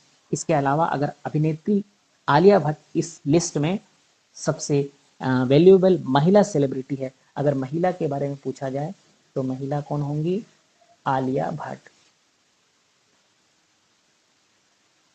सबसे मूल्यवान सेलिब्रिटी। आलिया भट्ट सबसे मूल्यवान सेलिब्रिटी, जबकि रणवीर सिंह सबसे मूल्यवान सेलिब्रिटी ओवरऑल, या पुरुषों में भी कह सकते हैं ओवरऑल। आज का आखिरी प्रश्न 10वां है, हाल ही में कहाँ हॉकी खिलाड़ी रानी रामपाल के नाम पर स्टेडियम का नाम रखा है? ऑप्शन है ए जयपुर, बी जैसलमेर, सी रायबरेली या डी कोलकाता। तो इस प्रश्न का सही जवाब है ऑप्शन सी, रायबरेली। भारतीय हॉकी स्टार रानी रामपाल के नाम पर रायबरेली में स्टेडियम बनाया गया है। रायबरेली कहाँ है? उत्तर प्रदेश, 21 राज्य में है, यूपी में। एक स्टेडियम हॉकी का बनाया गया है, किसके नाम पर रखा गया है? तो हॉकी की खिलाड़ी, महिला हॉकी खिलाड़ी रानी रामपाल के नाम पर रखा गया है। चलिए, तो ये थे आज के 10 सबसे महत्वपूर्ण प्रश्न। अब बढ़ेंगे आपसे जो प्रश्न पूछा गया उसकी ओर। तो आपका प्रश्न है, हाल ही में 22 मार्च को किस राज्य का स्थापना दिवस मनाया गया है? ऑप्शन है ए झारखंड, बी बिहार, सी आंध्र प्रदेश या डी तमिलनाडु। इस प्रश्न का जवाब आप कमेंट करके। आप सबका स्वागत है। आज 28 मार्च है और आज हम लोग देखेंगे पिछले 2-3 दिन का करंट अफेयर लेकर आए हैं। इस सप्ताह थोड़ा रेगुलरिटी के साथ नहीं आ पाया वीडियो क्योंकि थोड़ा बिजी थे, लेकिन अब रेगुलर आएगा पूरा वीडियो और हम पूरी कोशिश करेंगे कि डेली डेली सुबह सुबह आपके करंट अफेयर का वीडियो आ जाए। इसके अलावा मैथ, जीएस और जो भी फिजिक्स, केमिस्ट्री, मैथ, हिस्ट्री सभी के वीडियो आएंगे। तो चलिए बढ़ते हैं आज के प्रश्न की ओर, लेकिन उससे पहले जानेंगे कि जो पिछले वीडियो में हमने आपसे प्रश्न पूछा था उसका क्या जवाब है। पिछले वीडियो में आपसे पूछा गया था, हाल ही में 22 मार्च को किस राज्य का स्थापना दिवस मनाया गया है? ऑप्शंस थे झारखंड, बिहार या आंध्र प्रदेश। तो आप सबको पता होगा, बिहार से होंगे, तो अभी हाल ही में बिहार का स्थापना दिवस मनाया गया 22 मार्च को। ये कौन सा स्थापना दिवस था, कौन सा था? तो ये वीडियो में आपको आगे पता चलेगा, इससे संबंधित प्रश्न लिया गया है, तो वहाँ हम आपको डिटेल में बताएंगे कि बिहार का कौन सा स्थापना दिवस ये था। चलिए बढ़ेंगे अब आज के प्रश्न की ओर। आज का पहला प्रश्न है, हाल ही में किस राज्य, ये नहीं होगा, हाल ही में किस राज्य ने नीति और युवा पोर्टल का अनावरण किया है? अनावरण, है ना? हाल ही में किस राज्य ने नीति और युवा पोर्टल का अनावरण किया है? ऑप्शंस हैं उत्तर प्रदेश, बिहार या मध्य प्रदेश? तो इस प्रश्न का सही जवाब है ऑप्शन सी, मध्य प्रदेश। मध्य प्रदेश ने अभी हाल ही में नीति युवा पोर्टल का अनावरण किया है। नीति और युवा पोर्टल किसने किया? मध्य प्रदेश। अगले प्रश्न की ओर जानेंगे। अगला प्रश्न है, निम्नलिखित में से किस खिलाड़ी ने पुरुषों की 1 मीटर एयर पिस्टल श्रेणी में ISSF विश्व कप शूटिंग चैंपियनशिप का पहला स्वर्ण पदक जीता है? ऑप्शंस है सरबजीत सिंह, सरबजोत सिंह, हरमनप्रीत सिंह या हनीप्रीत सिंह। तो इस प्रश्न का सही जवाब है Sarabjot Singh. Option B, Sarabjot Singh is correct answer. अभी ISSF विश्व कप शूटिंग में सरबजोत सिंह ने पुरुषों की 1 मीटर एयर पिस्टल श्रेणी में स्वर्ण पदक जीता है। इन्होंने 10.9 के सटीक स्कोर के साथ स्वर्ण पदक जीत लिया है। इनका नाम है सरबजोत सिंह। अगले प्रश्न की ओर बढ़ेंगे। अगला प्रश्न है, निम्नलिखित में से किनके द्वारा हाल ही में ITU के नए क्षेत्रीय कार्यालय और नवाचार केंद्र का उद्घाटन किया गया है? ऑप्शंस है अमित शाह, राजनाथ सिंह, नरेंद्र मोदी या निर्मला सीतारमन। तो इस प्रश्न का सही जवाब ऑप्शन सी, प्रधानमंत्री नरेंद्र मोदी। प्रधानमंत्री श्री नरेंद्र मोदी ने 22 मार्च 2023 को दोपहर करीब 12:30 बजे नई दिल्ली के विज्ञान भवन में, इससे संबंधित एक प्रश्न पिछले वीडियो में आ चुका है, आप अगर रेगुलर देखते हैं तो ये आपको पता होगा। नई दिल्ली के विज्ञान भवन में एक कार्यक्रम में भारत में अंतर्राष्ट्रीय दूरसंचार संघ यानी ITU के नए क्षेत्रीय कार्यालय और नवाचार केंद्र का उद्घाटन किया है ना, विज्ञान भवन में। ये भी याद रखेंगे, नई दिल्ली के विज्ञान भवन में। अगले प्रश्न की ओर बढ़ेंगे। अगला प्रश्न है, हाल ही में एशियाई हॉकी महासंघ ने किस देश के हॉकी महासंघ को बेस्ट ऑर्गेनाइजर अवार्ड से सम्मानित किया है? ऑप्शंस है A France, B Bharat, C Malaysia या डी इनमें से कोई नहीं। तो इस प्रश्न का सही जवाब है ऑप्शन बी, भारत। एशियाई हॉकी महासंघ ने हॉकी इंडिया आपको अभी हाल ही में बेस्ट ऑर्गेनाइजर अवार्ड से सम्मानित किया है। अब आगे बढ़ेंगे अगले प्रश्न की ओर। हाल ही में मीडिया कार्मिक सुरक्षा विधेयक 2023 पारित करने वाला देश का दूसरा, यहाँ देश होगा, थोड़ा मिसप्रिंट है, देश का दूसरा राज्य कौन सा है? ऑप्शंस है उड़ीसा, झारखंड, महाराष्ट्र या छत्तीसगढ़। यहाँ पे ऑप्शन डी जो है वो थोड़ा डिलीट हो गया है, ये आप यहाँ लिख लेंगे। डी ऑप्शन में जो है वो है छत्तीसगढ़। तो इस प्रश्न का सही जवाब है ऑप्शन डी, यही ऑप्शन सही है, ऑप्शन डी छत्तीसगढ़ इसका सही जवाब है। मीडिया कार्मिक सुरक्षा विधेयक 2023, ये बहुत इंपॉर्टेंट है, मीडिया कार्मिक सुरक्षा विधेयक 2023 पारित करने वाला देश का दूसरा राज्य है छत्तीसगढ़। आगे बढ़ते हैं अगले प्रश्न की ओर। अगला प्रश्न है, हाल ही में राजीव गांधी जल संचय योजना का दूसरा चरण कहाँ प्रारंभ हुआ है? ऑप्शंस है गुजरात, राजस्थान, हरियाणा या मध्य प्रदेश। इस प्रश्न का सही जवाब है ऑप्शन बी, राजस्थान। अभी राजीव गांधी जल संचय योजना का दूसरा चरण राजस्थान में प्रारंभ किया गया है। अगले प्रश्न की ओर बढ़ेंगे। अगला प्रश्न है, हाल ही में RBI द्वारा डेटा सेंटर, यहाँ पे थोड़ा मिस्टेक है, यहाँ पे डेटा सेंटर और साइबर सुरक्षा प्रशिक्षण संस्थान का शिलान्यास कहाँ किया गया है? ऑप्शन है भुवनेश्वर, पुणे या बेंगलुरु। इस प्रश्न का सही जवाब है ऑप्शन ए, भुवनेश्वर। RBI द्वारा अभी हाल ही में भुवनेश्वर में डेटा सेंटर और साइबर सुरक्षा प्रशिक्षण संस्थान का शिलान्यास किया गया है।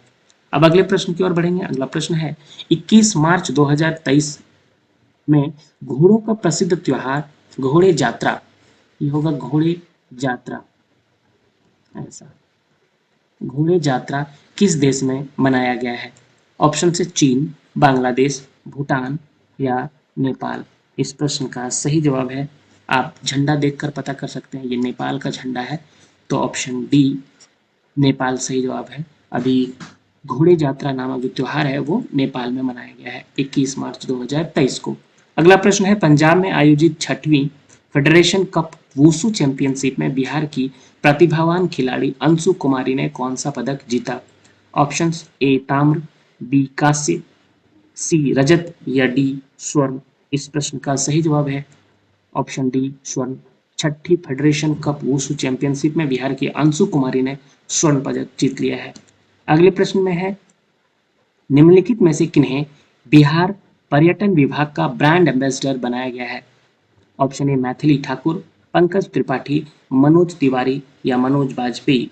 इस प्रश्न का सही जवाब है Maithili Thakur. Option A is correct answer. अभी मैथिली ठाकुर को बिहार पर्यटन विभाग का ब्रांड एम्बेसडर बनाया गया, काफी इंपॉर्टेंट है, इसे याद करेंगे।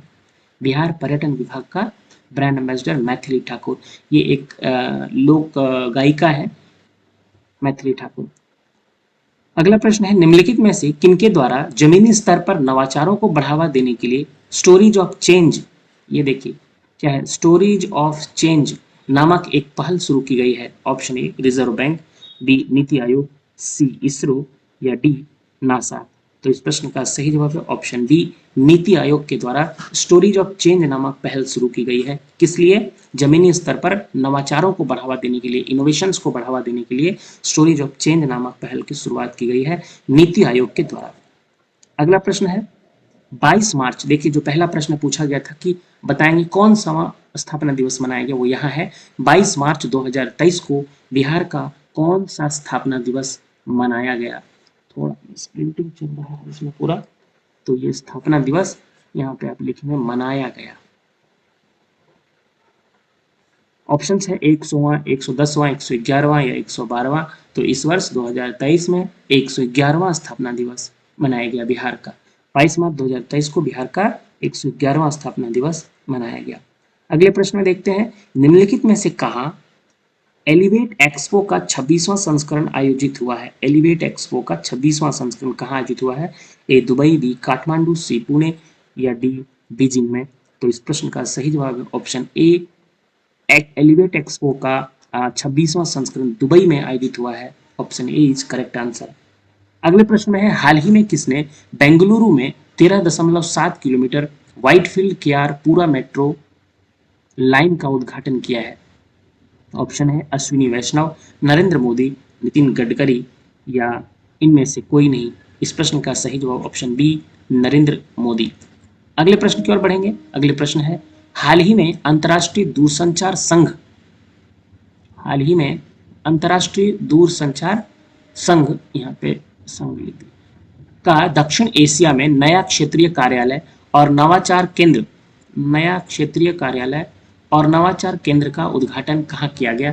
Option A Kathmandu, option B New Delhi, C Dhaka.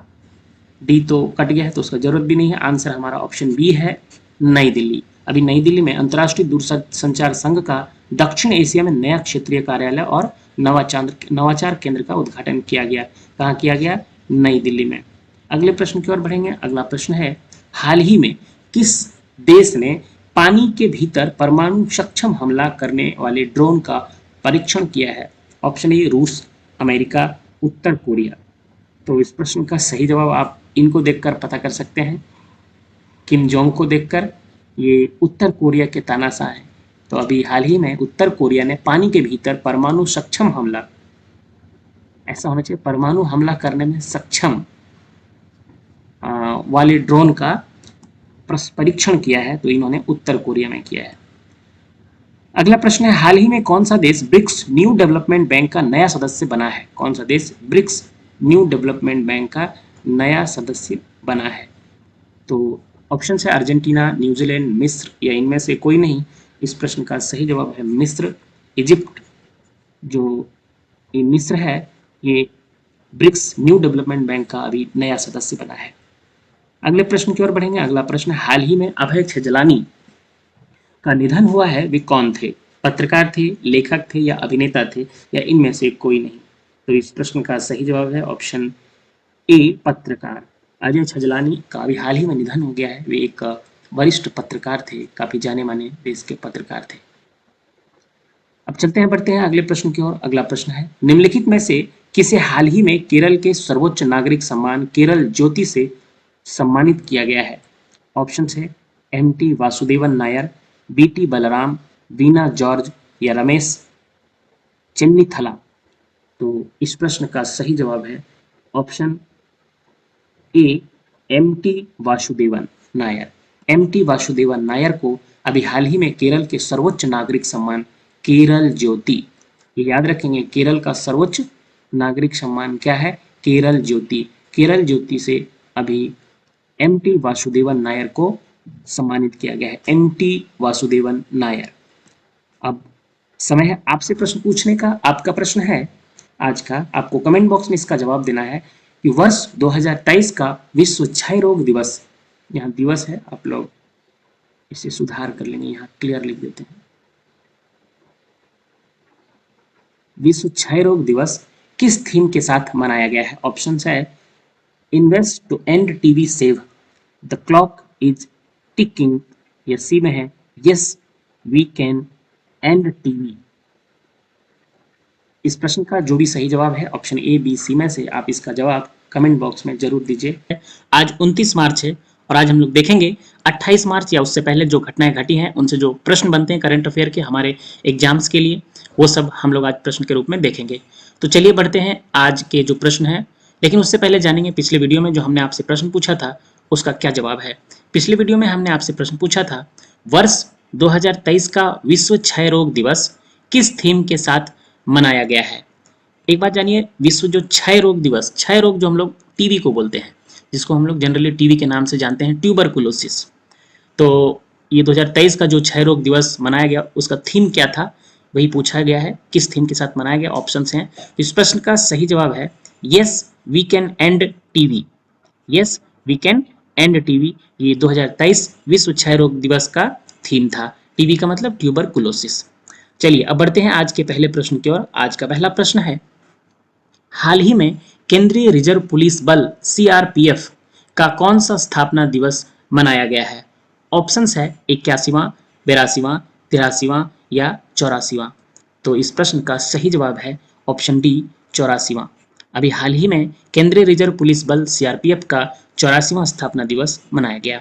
अगले प्रश्न की ओर बढ़ेंगे। अगला प्रश्न है, निम्नलिखित में से किस राज्य सरकार द्वारा वातावरण के प्रति जागरूकता फैलाने के उद्देश्य से हाल ही में mission life style for environment शुरू किया गया है। ऑप्शंस है बिहार, झारखंड, असम या पश्चिम बंगाल। तो इस प्रश्न का सही जवाब है ऑप्शन सी, असम। असम के जो मुख्यमंत्री हेमंत बिस्वा शर्मा ने असम में mission life style for environment, mission, एक बार देखिए प्रश्न में ही है, mission life style for environment शुरू किया। असम के मुख्यमंत्री हेमंत बिस्वा शर्मा ने राज्य में mission life style for environment का उद्घाटन किया, जो प्रधानमंत्री नरेंद्र मोदी द्वारा नेतृत्व किया जाने वाला एक वैश्विक जन आंदोलन है। तो ये काफी इंपॉर्टेंट है, इसे याद रखेंगे। असम के मुख्यमंत्री हेमंत बिस्वा शर्मा ने इसका उद्घाटन किया है। असम में ये पहला राज्य है भारत का। चलिए बढ़ेंगे अगले प्रश्न की ओर। अगला प्रश्न है, निम्नलिखित में से किसने हाल ही में सऊदी अरब ग्रैंड प्रिक्स 2023 का खिताब जीता है। ऑप्शंस है ए, सर्जियो पेरेज, बी, मैक्स वर्स्टेपेन, सी, लुइस हैमिल्टन या डी, सेबेस्टियन वेट्टल। तो इस प्रश्न का सही जवाब है सर्जियो पेरेज। सही जवाब है Sergio Perez, option A. Sergio Perez ने सऊदी अरब ग्रैंड प्रिक्स 2023 का खिताब जीत लिया है। अगले प्रश्न की ओर बढ़ेंगे। अगला प्रश्न है, निम्नलिखित में से किस विद्वान ने हाल ही में एबल पुरस्कार 2023 जीता है। एबल पुरस्कार 2023। ऑप्शंस है लुइस कैफ्रेली, बी, जीएन पियरे, सी, लुंगलेई या डी, जैकमा। तो इस प्रश्न का सही जवाब है ऑप्शन ए, लुइस कैफ्रेली। लुइस कैफ्रेली को 2023 का एबल पुरस्कार दिया गया है। अगले प्रश्न की ओर बढ़ेंगे। अगला प्रश्न चलिए देखते हैं क्या है। प्रश्न है, हाल ही में जारी वर्ल्ड हैप्पीनेस रिपोर्ट 2023 के अनुसार दुनिया का सबसे खुशहाल देश कौन सा है। Option A Finland, B Denmark, C Bharat या डी अमेरिका। तो इस प्रश्न का सही जवाब है option A Finland. Option A Finland. Finland को वर्ल्ड हैप्पीनेस रिपोर्ट 2023 जो जारी किया गया उसके अनुसार सबसे खुशहाल देश माना गया। अच्छा, आपसे पूछा जा सकता है कि वर्ल्ड हैप्पीनेस रिपोर्ट 2023 में भारत का स्थान क्या है, भारत का रैंकिंग। तो ये जो आप जानेंगे भारत का स्थान, ये काफी इंपॉर्टेंट है। एक तो पूछेगा कि सबसे टॉप पे कौन है, तो फिनलैंड। भारत का स्थान 126वां है, ये याद रख लेंगे, 126वां भारत का रैंक, 126वां। पहला रैंक फिनलैंड, भारत का रैंक 126वां। 150 देशों की सूची में भारत को 126वां स्थान मिला, यानी काफी कम लोग भारत में खुश हैं। चलिए अगला प्रश्न देखेंगे। हाल ही में गृह मंत्री अमित शाह ने वैदिक विरासत पोर्टल का उद्घाटन कहाँ किया है? ऑप्शंस हैं पणजी, गुरुग्राम, नई दिल्ली में या गांधीनगर में। तो एक प्रश्न तो यहाँ है कि अमित शाह ने वैदिक विरासत पोर्टल का उद्घाटन किया, तो पूछा जा सकता है किन्होंने वैदिक विरासत पोर्टल का उद्घाटन किया। नाम रहेंगे चार कोई मंत्री के, आपको सही जवाब लगाना है अमित शाह। पहला तो यही से हो गया कि अमित शाह ने वैदिक विरासत पोर्टल का उद्घाटन किया। इन्होंने कहाँ किया? तो ऑप्शन सी, नई दिल्ली में किया। वैदिक विरासत पोर्टल का उद्घाटन नई दिल्ली में अमित शाह ने किया, भारत के गृह मंत्री ने। अगला प्रश्न देखेंगे, चलिए बढ़ते हैं। प्रश्न है, हाल ही में आईबीए महिला विश्व मुक्केबाजी चैंपियनशिप में लवलीना बोर्गोहेन ने कौन सा पदक जीता है? ऑप्शंस ताम्र, रजत, कांस्य या स्वर्ण पदक। तो सही जवाब है ऑप्शन डी, स्वर्ण पदक। लवलीना बोर्गोहेन ने 70 से 75 हजार, ये आप याद रखेंगे, हजार नहीं, 70 से 75 केजी वर्ग भार में, ये केजी का भार वर्ग में इसको लिखा जाता है, किलोग्राम भार वर्ग में इन्होंने स्वर्ण पदक जीता और अभी फिलहाल भारत को इन्होंने चौथा स्वर्ण पदक दिला दिया है। आईबीए महिला विश्व मुक्केबाजी चैंपियनशिप में लवलीना बोर्गोहेन ने 70 से 75 किलोग्राम भार वर्ग में स्वर्ण पदक जीता है। अगला प्रश्न देखिए, कॉल बिफोर यू डिग नामक ऐप हाल ही में किनके द्वारा लॉन्च किया गया? ऑप्शंस है हेमंत सोरेन, अमित शाह, राजनाथ सिंह या नरेंद्र मोदी। ऐप का नाम देखिए, कॉल बिफोर यू डिग नामक ऐप। तो इस प्रश्न का सही जवाब है ऑप्शन डी, नरेंद्र मोदी। नरेंद्र मोदी ने कॉल बिफोर यू डिग नामक ऐप को हाल ही में लॉन्च किया है। अगले प्रश्न में देखते हैं, हाल ही में संयुक्त राष्ट्र मानवाधिकार परिषद के 52वें सत्र में निम्न में से किस पुस्तक का विमोचन किया गया? ऑप्शंस हैं war and women, war and peace, war with lady या डी में है वार ऑन टाइम। तो इस प्रश्न का सही जवाब है war and women, option A, war and women. अभी देखिए 24 मार्च 2023 को जिनेवा में संयुक्त राष्ट्र मानवाधिकार परिषद के 52वें सत्र के दौरान, याद रखेंगे कब मनाया गया, 24 मार्च 2023 को। कहाँ मनाया गया? तो ये जिनेवा में मनाया गया, है ना। संयुक्त राष्ट्र मानवाधिकार परिषद के 52वें सत्र, ये भी याद रखें कौन सा सत्र था ये। बांग्लादेश मुक्ति संग्राम के दौरान युद्ध अपराधों को दर्शाने वाली वार एंड वुमेन नामक पुस्तक का विमोचन किया गया। पुस्तक का नाम क्या था? वार एंड वुमेन। ये किससे संबंधित है पुस्तक? बांग्लादेश मुक्ति संग्राम के दौरान युद्ध अपराधों को दर्शाने वाली बुक है ये, वार एंड वुमेन। तो ये 2-3 क्वेश्चन याद रखेंगे। 24 मार्च 2023 को जेनेवा में 52वें सत्र के दौरान, मानवाधिकार परिषद के 52वें सत्र के दौरान जो पुस्तक का विमोचन किया गया वो है वार एंड वुमेन। ये चलिए आगे बढ़ते हैं, अगले प्रश्न में क्या है देखते हैं। निम्नलिखित में से किस राज्य सरकार ने हाल ही में 21 मार्च 2023 को मुख्यमंत्री वृक्ष संपदा योजना शुरू किया है? क्या ये मुख्यमंत्री वृक्ष संपदा योजना? ऑप्शन है छत्तीसगढ़, बिहार, झारखंड या असम। तो इस प्रश्न का सही जवाब है ऑप्शन ए, छत्तीसगढ़। अभी हाल ही में 21 मार्च 2023 को मुख्यमंत्री छत्तीसगढ़ के मुख्यमंत्री ने वृक्ष संपदा योजना शुरू किया है। वृक्ष संपदा योजना छत्तीसगढ़ के मुख्यमंत्री ने। अच्छा, छत्तीसगढ़ के मुख्यमंत्री जी का नाम क्या है? आपको बताना है छत्तीसगढ़ के मुख्यमंत्री जी का नाम। तो इनका नाम है भूपेश बघेल। भूपेश बघेल, ये छत्तीसगढ़ के मुख्यमंत्री हैं। छत्तीसगढ़ में अभी कांग्रेस की सरकार है। आगे बढ़ते हैं अगले प्रश्न की ओर। हाल ही में किस तिथि को बिहार राज्य खेल प्राधिकरण को एक स्वायत्त संस्था के रूप में कानूनी मान्यता प्राप्त हुआ है? ऑप्शन है 22 मार्च 2023, 23 मार्च 2023, 24 मार्च 2023 या 25 मार्च 2023। इस प्रश्न का सही जवाब है 25 मार्च 2023। काफी इंपॉर्टेंट सवाल है ये बिहार के विद्यार्थियों के लिए खास करके। तो खेल और खिलाड़ियों के विकास के लिए प्रतिबद्ध बिहार सरकार द्वारा ऐतिहासिक फैसला लेते हुए बिहार राज्य खेल प्राधिकरण को आज दिनांक, यानी कि उस दिन की बात हो रही है, 25 मार्च 2023 से एक स्वायत्त संस्था के रूप में कानूनी मान्यता दे दी गई है। स्वायत्त संस्था का मतलब ऑटोनोमस इंस्टीट्यूशन, ऑटोनोमस इंस्टीट्यूशन के रूप में मान्यता दी गई है, यानी बिहार राज्य के खेल प्राधिकरण को, ताकि बिहार में खेल और खिलाड़ी का विकास हो सके। बिहार में भी खेल का काफी कम विकास है अन्य राज्यों की तुलना में। चलिए अगले प्रश्न में बढ़ेंगे। अगला प्रश्न है, हाल ही में तंथै पेरियार वन्यजीव अभ्यारण्य को किस राज्य का 18वां वन्यजीव अभ्यारण्य घोषित किया गया? अभ्यारण्य का नाम देखिए क्या है, तंथै पेरियार वन्यजीव अभ्यारण्य। ऑप्शन है गुजरात, उत्तराखंड, उत्तर प्रदेश या तमिलनाडु। तो इस प्रश्न का सही जवाब है ऑप्शन डी, तमिलनाडु। तमिलनाडु में अभी हाल ही में उनका 18वां वन्यजीव अभ्यारण्य घोषित किया गया। उनका नाम है तंथै पेरियार वन्यजीव अभ्यारण्य। देखिए पेरियार वन्यजीव अभ्यारण्य अलग है, केरला में है।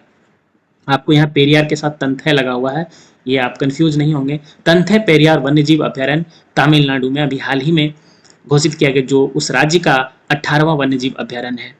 आगे बढ़ते हैं अगले प्रश्न में, देखते हैं क्या है। अगला प्रश्न है, निम्नलिखित में से कहाँ स्टैच्यू ऑफ नॉलेज स्थापित किए जाने की घोषणा की गई है? ऑप्शंस है ए राजगीर बिहार, बी लखनऊ उत्तर प्रदेश, सी लातूर महाराष्ट्र या डी जयपुर राजस्थान में। तो इस प्रश्न का सही जवाब है लातूर महाराष्ट्र में। Option C is correct answer. सही जवाब है लातूर महाराष्ट्र में स्टैच्यू ऑफ नॉलेज स्थापित किए जाने की घोषणा की है। ये अभी भारत सरकार ने अंबेडकर को समर्पित, बाबा साहब भीमराव अंबेडकर को समर्पित है ये स्टैच्यू ऑफ नॉलेज, इसकी स्थापना को मंजूरी दी है। स्टैच्यू ऑफ नॉलेज में किनकी होगी? तो बाबा साहब अंबेडकर की, बाबा साहेब अंबेडकर। बाबा साहब अंबेडकर की मूर्ति को स्टैच्यू ऑफ नॉलेज नाम दिए जाने की अभी घोषणा की है और ये लातूर महाराष्ट्र में बनेगा। आगे बढ़िए, देखते हैं। अब समय है आपसे प्रश्न पूछने का। ये आपको इसका जवाब कमेंट बॉक्स में कमेंट करके देना है। आपका प्रश्न है, निम्नलिखित में से कौन सा राज्य right to health bill pass करने वाला पहला राज्य बना है? ऑप्शंस है बिहार, हरियाणा, गोवा, राजस्थान। अगर आप हमारे पुराने वीडियो को देखते होंगे तो ये प्रश्न का जवाब आपको जरूर पता होगा। आप इसका जवाब कमेंट बॉक्स में कमेंट करके। आप सबका स्वागत है। आज 30 मार्च है और आज हम लोग देखेंगे कि 29 मार्च तक जो भी घटनाएं घटी हैं उन सबको करंट अफेयर के रूप में। तो चलिए बढ़ते हैं आज के करंट अफेयर की ओर, लेकिन उससे पहले जानेंगे कल जो वीडियो में आपसे प्रश्न पूछा गया था उसका क्या जवाब है।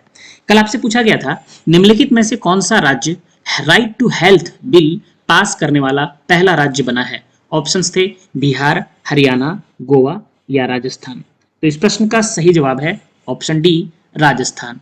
राजस्थान अभी हाल ही में right to health bill pass करने वाला देश का पहला राज्य बन गया है।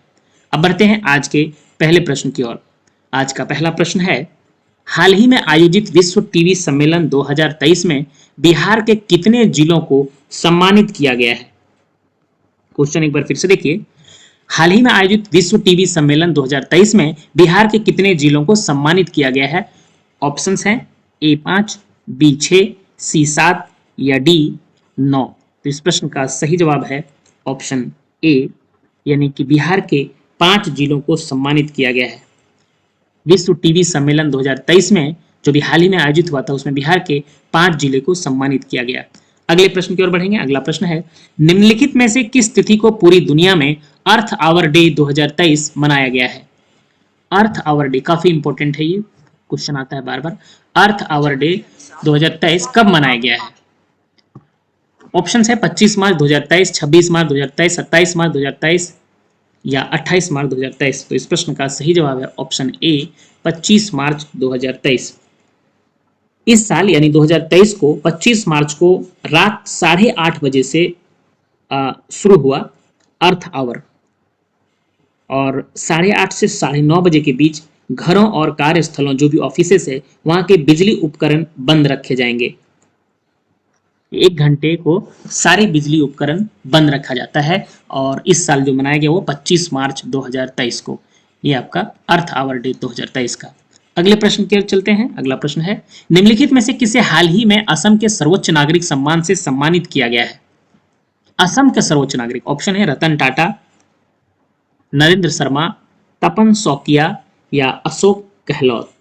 तो इस प्रश्न का सही जवाब है ऑप्शन सी, तपन सौकिया। ये हैं डॉक्टर तपन सौकिया।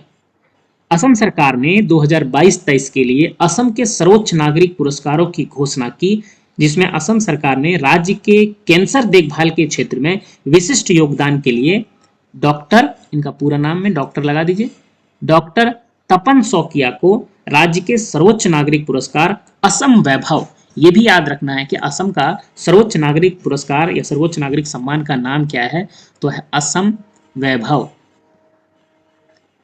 असम वैभव, असम वैभव किसे प्रदान किया गया इस साल? डॉक्टर तपन सौकिया को। अब अगले प्रश्न की ओर बढ़ते हैं। अगला है, हाल ही में इसरो ने वन वेब इंडिया 2 मिशन के तहत कितने उपग्रह को लॉन्च किया है? वन वेब इंडिया 2 मिशन, ये याद रखेंगे। ऑप्शन है आपके सामने 23, 36, 41 या 43। तो इस प्रश्न का सही जवाब है 36। Option B is correct answer. 36 satellite को लॉन्च किया है। वन वेब इंडिया 2 मिशन के तहत 36 उपग्रह 23 अक्टूबर 2022 को प्रक्षेपित किए गए थे। ये कब किया गया था? 23 अक्टूबर 2022 को प्रक्षेपित किया गया था। वन वेब के अनुसार रविवार का प्रक्षेपण 18वां और इस साल का तीसरा प्रक्षेपण है। जो अभी पिछले रविवार को हुआ था वो 18वां था और इस साल का तीसरा प्रक्षेपण है। तथा इसके पृथ्वी की निचली कक्षा में उपग्रहों के समूह की पहली पीढ़ी पूरी हो जाएगी। इसरो के लिए 2023 का यह दूसरा प्रक्षेपण होगा। यानी ये जो शुरू हुआ है ये 23 अक्टूबर 2022 से, और अभी 18वां प्रक्षेपण हो चुका है। चलिए अब बढ़ते हैं फिर से आगे। क्या प्रश्न है ये याद रखेंगे, 36 उपग्रह को लॉन्च किया है। अगला है, हाल ही में पहला शहरी क्लाइमेट फिल्म महोत्सव का आयोजन कहां किया गया है? शहरी क्लाइमेट फिल्म महोत्सव, ऑप्शन है जिनेवा, लंदन, पेरिस या नई दिल्ली। तो इस प्रश्न का सही जवाब ऑप्शन डी, नई दिल्ली। अभी हाल ही में पहला, ये फर्स्ट था, पहला शहरी क्लाइमेट फिल्म महोत्सव का आयोजन किया गया है नई दिल्ली में। अब बढ़िए अगले प्रश्न की ओर। अगला प्रश्न है, निम्नलिखित में से कहां हाल ही में गृह मंत्री अमित शाह ने गोरता शहीद स्मारक का उद्घाटन किया है? गोरता शहीद स्मारक, याद रखिए गोरता शहीद स्मारक।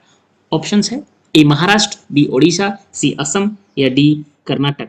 तो इस प्रश्न का सही जवाब है ऑप्शन डी, कर्नाटक। अभी हाल ही में गृह मंत्री अमित शाह ने कर्नाटक में गोरता शहीद स्मारक का उद्घाटन किया है। चलिए अगला प्रश्न देखते हैं। अगला है, हाल ही में प्राचीन मोती शहर की खोज कहां हुई है? ऑप्शन है ओमान, सऊदी अरब, संयुक्त अरब अमीरात या डी मिस्र। तो इस प्रश्न का सही जवाब है ऑप्शन सी, यूएई, सऊदी अरब अमीरात, यूनाइटेड स्टेट्स ऑफ एमिरेट्स। तो अभी हाल ही में प्राचीन मोती शहर की खोज हुई है यूएई में, सीनिया द्वीप में। इसे द्वीप का भी नाम आप याद रख लेंगे।